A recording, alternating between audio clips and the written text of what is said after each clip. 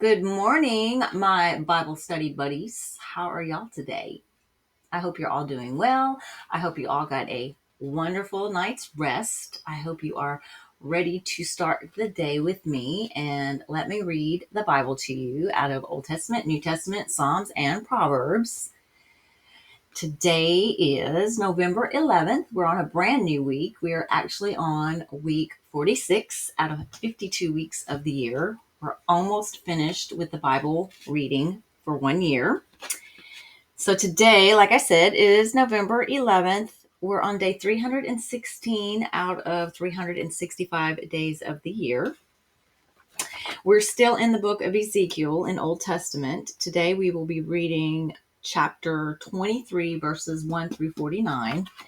And basically, what this particular reading is about in Old Testament today, it's about God using a story about two sisters representing Israel and Judah who have been unfaithful to him by worshiping idols.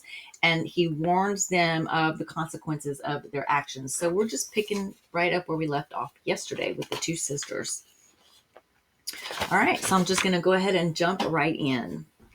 The word of the Lord came to me, Ezekiel, son of man. There were two women, daughters of the same mother. They became prostitutes in Egypt, engaging in prostitution from their youth. In that land, their breasts were fondled and their virgin bosoms caressed. The older was named Aholah, and her sister was Aholibah.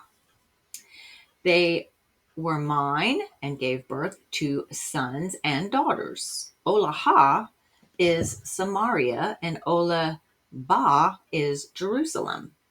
Olahah engaged in prostitution while she was still mine, and she lusted after her lovers, the Assyrians, warriors clothed in blue, governors and commanders, all of them handsome young men, and mounted horsemen.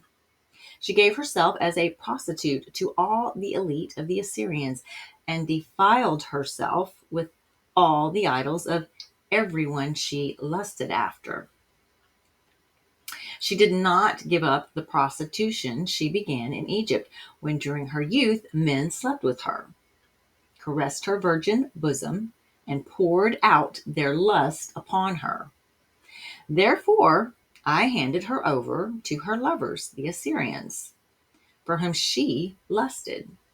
They stripped her naked, took away her sons and daughters, and killed her with the sword. She became a byword among women, and punishment was inflicted upon her. Her sister, Oholibah, I'm probably butchering the pronunciation of these names, but it's Oholibah,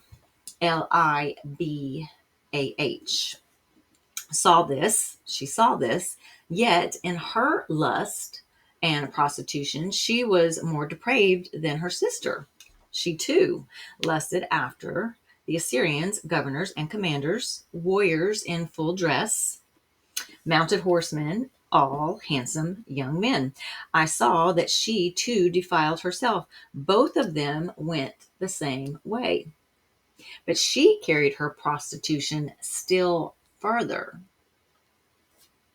She saw men portrayed on a wall, figures of the Chaldeans portrayed in red, with belts around their waists and flowing turbans on their heads. All of them looked like Babylonian chariot officers, natives of Chaldea. I think it's Chaldea, Chaldea. As soon as she saw them, she lusted after them and sent messages to them in Chaldea. Then the Babylonians came to her, to the bed of love, and in their lust they defiled her. After she had been defiled by them, she turned away from them in disgust. When she carried on her prostitution openly and exposed her nakedness, I turned away from her in disgust, just as I had turned away from her sister. Yet she became more and more promiscuous. As she recalled the days of her youth, when she was a prostitute in Egypt. There she lusted after her lovers, whose genitals were like those of donkeys. Wow.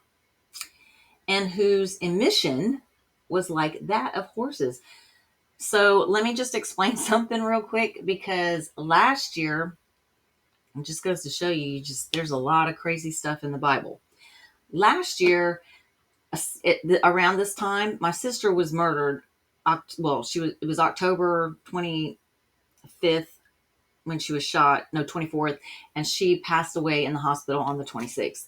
So the very first time that I ever read the Bible from beginning to end was in 2023, and her and I were actually doing it together. And so I didn't even get this far, because after she passed away, I didn't keep reading my Bible. So it would have been my first year from beginning to end, but I got as far as October. So I still kind of count it, because I did go back and read it from time to time. I just didn't read it daily, because I had a funeral to plan, and she's got 5 children. Only one was under 18. The rest are adults, but I had to help with my family and get my sister in from Texas. And then, well, my dad actually passed in June, like right after my birthday. So it's just been kind of a crazy year. So this right here, I'm a little shocked by it, because I've never read that donkey whose emissions were like that of horses. Wow. So I don't know if this is new for you too, but I'm going to go ahead and continue reading. I just got taken aback by that a little bit. Yeah, but this is actually going to be the first year that I have completed the Bible from beginning to end, and that's why I made a commitment to record videos while I did it, to make sure that I definitely read the Bible, my Bible, from beginning to end. Despite whatever I come across, I continue, because I'm not studying it, and there is a difference between studying and reading. And what I'm doing is reading. I have not really had the luxury of really studying it, because believe it or not, YouTube is not as easy as it looks, and trying to make sure that you have 7 videos uploaded every week is a challenge. So anyways, enough about me. All right. So you longed for the lewdness of your youth, when in Egypt your bosom was caressed and your young breasts fondled. Therefore, O Helaba, this is what the sovereign Lord says: I will stir up your lovers against you, those you turned away from in disgust, and I will bring them against you from every side. The Babylonians and is it Chaldeans? If it is, in the comments, say if it's pronounced with the ch or the k. I'm going to say Chaldeans, and I'll check it afterwards. The men of Pekod and Shoa and Koa and all the Assyrians with them, handsome young men, all of them governors and commanders, chariot officers, and men of high rank, all mounted on horses. They will come against you with weapons, chariots, and wagons, and with a throng of people. They will take up positions against you on every side, with large and small shields with the helmets. I will turn you over to them for punishment, and they will punish you according to their standards. I will direct my jealous anger against you, and they will deal with you in fury. They will cut off your noses and by your ears, and those of you who are left will fall by the sword. They will take away your sons and daughters, and those of you who are left will be consumed by fire. They will also strip you of your clothes and take your fine jewelry. So I will put a stop to the lewdness and prostitution you began in Egypt. You will not look on these things with longing or remember Egypt anymore. For this is what the sovereign Lord says: I am about to hand you over to those who you hate, to those you turned away from in disgust. They will deal with you in hatred and take away everything you have worked for. They will leave you naked and bare, and the shame of your prostitution will be exposed. Your lewdness and promiscuity have brought this upon you. Because you lusted after the nations and defiled yourself with their idols, You have gone the way of your sister, so I will put her cup into your hand. This is what the sovereign Lord says. You will drink your sister's cup, a cup large and deep. It will bring scorn and derision, for it holds so much. You will be filled with drunkenness and sorrow, the cup of ruin and desolation, the cup of your sister Samaria. You will drink it and drain it dry. You will dash it to pieces and tear your breasts. I have spoken, declares the sovereign Lord. Therefore, this is what the sovereign Lord says: since you have forgotten me and thrust me behind your back, you must bear the consequences of your lewdness and prostitution. The Lord said to me, Son of man, will you judge Oholah and Oholiba? Then confront them with their detestable practices, for they have committed adultery, and blood is on their hands. They committed adultery with their idols. They even sacrificed their children, whom they bore to me as food for them.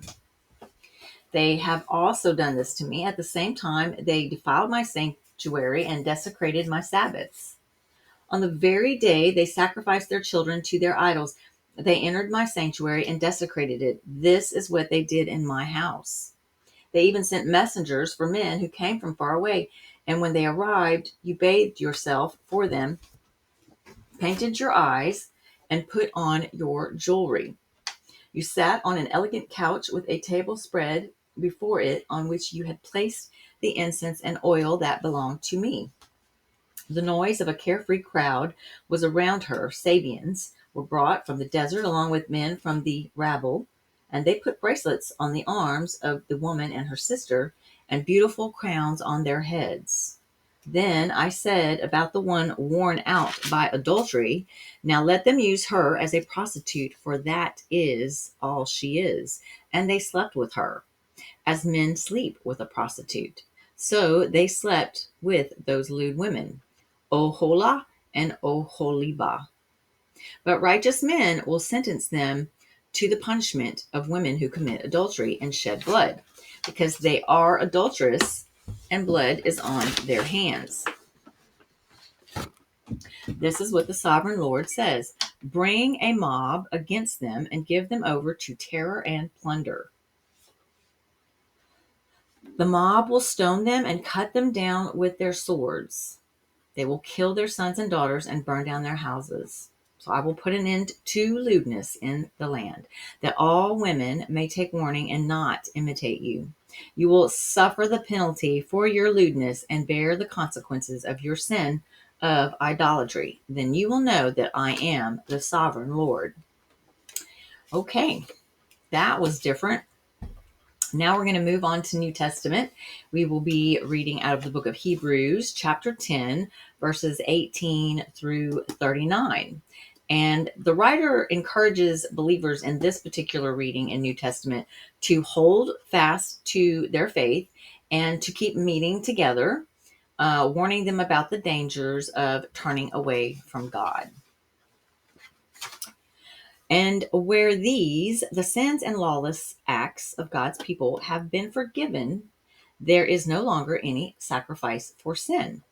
Therefore, brothers, since we have confidence to enter the most holy place by the blood of Jesus, by a new and living way opened for us through the curtain, that is his body, and since we have a great priest over the house of God, let us draw near to God with a sincere heart in full assurance of faith, having our hearts sprinkled to cleanse us from a guilty conscience, and having our bodies washed with pure water.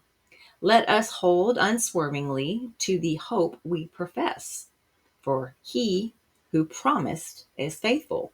And let us consider how we may spur one another on toward love and good deeds. Let us not give up meeting together, as some are in the habit of doing, but let us encourage one another, and all the more as you see the day approaching. If we deliberately keep on sinning after we have received the knowledge of the truth, no sacrifice for sin is left, but only a fearful expectation of judgment and of raging fire that will consume the enemies of God. Anyone who rejected the law of Moses died without mercy on the testimony of 2 or 3 witnesses. How much more severely do you think a man deserves to be punished who has trampled the Son of God underfoot, who has treated as an unholy thing the blood of the covenant that sanctified him, and who has insulted the Spirit of grace? For we know him who said, "It is mine to avenge, I will repay." And again, the Lord will judge his people. It is a dreadful thing to fall into the hands of the living God. Remember those earlier days after you had received the light, when you stood your ground in a great contest in the face of suffering. Sometimes you were publicly exposed to insult and persecution. At other times, you stood side by side with those who were so treated. You sympathized with those in prison and joyfully accepted the confiscation of your property, because you knew that you yourselves had better and lasting possessions. So do not throw away your confidence. It will be richly rewarded. You need to persevere so that when you have done the will of God, you will receive what he has promised. For in just a very little while, he who is coming will come and will not delay. But my righteous one will live by faith. And if he shrinks back, I will not be pleased with him. But we are not of those who shrink back and are destroyed, but of those who believe and are saved. All right, now we're going to move on to Psalm 109, verses 1 through 31. And this is a prayer asking for God's help against those who lie and are unkind, trusting that God will judge fairly.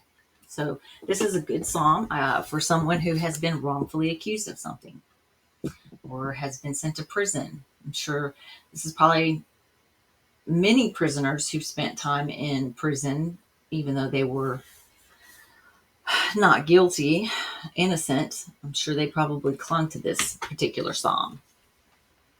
Okay. O God, whom I praise, do not remain silent, for wicked and deceitful men have opened their mouths against me. They have spoken against me with lying tongues. With words of hatred they surround me. They attack me without cause. In return for my friendship, they accuse me, but I am a man of prayer. They repay me evil for good and hatred for my friendship. Appoint an evil man to oppose him. Let an accuser stand at his right hand. When he is tried, let him be found guilty. And may his prayers condemn him. May his days be few. May another take his place of leadership. May his children be fatherless and his wife a widow. May his children be wandering beggars. May they be driven from their ruined homes. May a creditor seize all he has. May strangers plunder the fruits of his labor. May no one extend kindness to him or take pity on his fatherless children. May his descendants be cut off, their names blotted out of the next generation. May the iniquity of his fathers be remembered before the Lord. May the sin of his mother never be blotted out. May their sin always remain before the Lord, that he may cut off the memory of them from the earth. For he never thought of doing a kindness, but hounded to death the poor and the needy and the brokenhearted. He loved to pronounce a curse. May it come on him. He found no pleasure in blessing. May it be far from him. He wore cursing as his garment. It entered into his body like water, into his bones like oil. May it be like a cloak wrapped about him, like a belt tied forever around him. May this be the Lord's payment to my accusers, to those who speak evil of me. But you, O sovereign Lord, deal well with me for your name's sake, out of the goodness of your love for me. For I am poor and needy, and my heart is wounded within me. I fade away like an evening shadow. I am shaken off like a locust. My knees give way from fasting. My body is thin and gaunt. I am an object of scorn to my accusers. When they see me, they shake their heads. Help me, O Lord my God. Save me in accordance with your love. Let them know that it is your hand, that you, O Lord, have done it. They may curse, but you will bless. When they attack, they will be put to shame, but your servant will rejoice. My accusers will be clothed with disgrace and wrapped in shame as in a cloak. With my mouth I will greatly extol the Lord. In the great throng I will praise him. For he stands at the right hand of the needy one to save his life from those who condemn him. And last but not least, we have Proverbs 27, verse 13. And it says, take the garment of one who puts up security for a stranger. Hold it in pledge if he does it for a wayward woman. And like I said earlier, I am doing little videos on Proverbs with illustrations and whatnot that I've gotten AI to help me get some great. I've figured out how to use prompts to describe these Proverbs, and it really gives me some great pictures. So I've been able to do like little 60-second shorts that I post on Facebook, TikTok, and then also on my channel, ServantzHeart. So if you want to check them out, they're under my shorts category. But basically, this just means be wise with money. Don't loan people that you don't know anything about their background, or if they'll pay you back or not. It'll put you in a bind. Basically, just be careful, be wise with your money, and don't just vouch for anybody unless you truly know their character. All right, guys. Well, that pretty much sums up today's reading. Again, I thank you so much for being here with me today. I love you. I am just so grateful that you are here and you are allowing me to read the Bible to you. And if you have your own copy of this particular Bible, which is the One Year Bible, the New International Version, and you are reading along with me, I hope it is really helping you to enjoy it that much more. Again, I thank you for subscribing. Make sure you hit the like button because it will push this content out to other people just like you that want to see it. It really will help me a lot, and I would so deeply appreciate that. All right, you have a great rest of your day, and I will see you back here tomorrow. Bye now.